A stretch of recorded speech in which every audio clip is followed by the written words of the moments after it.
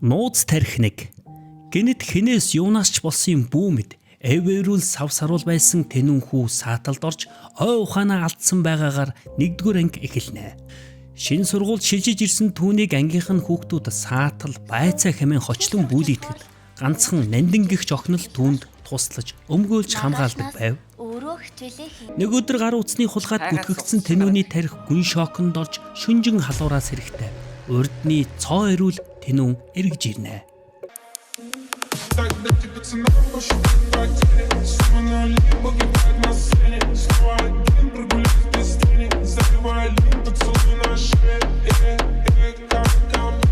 Мэдээж тулааны ур чадвар сэргсэн тэнүүн өөрийг нь дэрлэгдэг байсан нөхдүүдийг ёстой болгож тавина. Харин өөрийг нь саатал байх үед хайрлаж халамжилж байсан нандингаа танихгүй өөр охинтой уулзаж гомдоож орхино. Ой ухаанаа нь баг багаар сэргсэн тэнүүн өөрийг нь гэмтээсэн нөхдүүдийг илчлэх болно.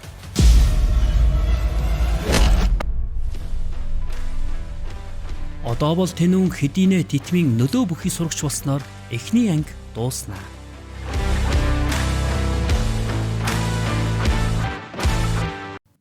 Нууц тарих 2 Кикоро. Хайртай нандинтайгаа хачин гоё үерхэж байтал тэнүүний өмнө нь үерхэж байсан халиуна гихч охин түүнийг хайсаар ирнэ. Тэнүүний ой ухаан бүрэн сэргээгүй байсан учраас халиунагаа таньсангүй. Сайн уу? За энэ хооронд нөгөө халиуна нандин ёстой зовоож өгнө. Халиунагийн өөрийгөө сануулах оролдох нь амжилттай хэрэгжиж тэнүүн хайртай байсан халиунагаа эргэн санаж халиуна юу нанднуу гих хүндхэн сонголттой нүүр тулна. Дайны хажуугаар дажин гихчээр Кикороны хэрэгт холбогдож сэжиглэгдэн баривчлагдана. Тэнүүн өөрийгөө гин буруугийг нотлохын тулд Кикороны намайчдтай нүүр тулж буудуулах боловч аавынхаа сум нэвтрдгүй фантазийг өмснөн золболж амьд гарна. Тэнүүнд бус тэнүүний эд хөрөнгөнд шунаж ирсэн халиуны үнэн төрхийг мэдснээр нандинтайгаа нийлж киноны 2-р анги аз жаргалтайгаар төгснө.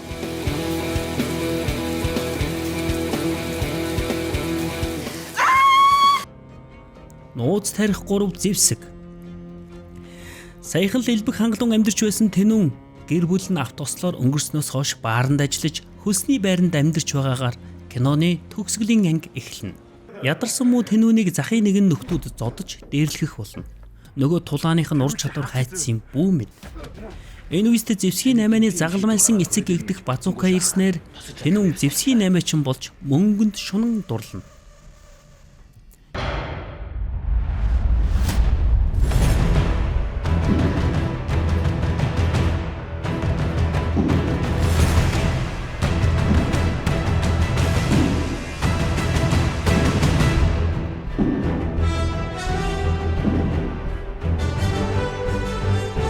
Гэхдээ тэнүүн яг угтаа бол Зевсгийн 8-чдын эсрэг бэлтгэгдсэн тусгай нууц агент байсан юм билээ. Цаашид ямар тааварлашгүй үйл явдлууд хэрхэн өрнөхийг үзхийг хүсвэл нууц тарих 3 Зевсэг киног бүхий л IP телевиз болон OTT видео сангаас хүлээн авч үзээрэй.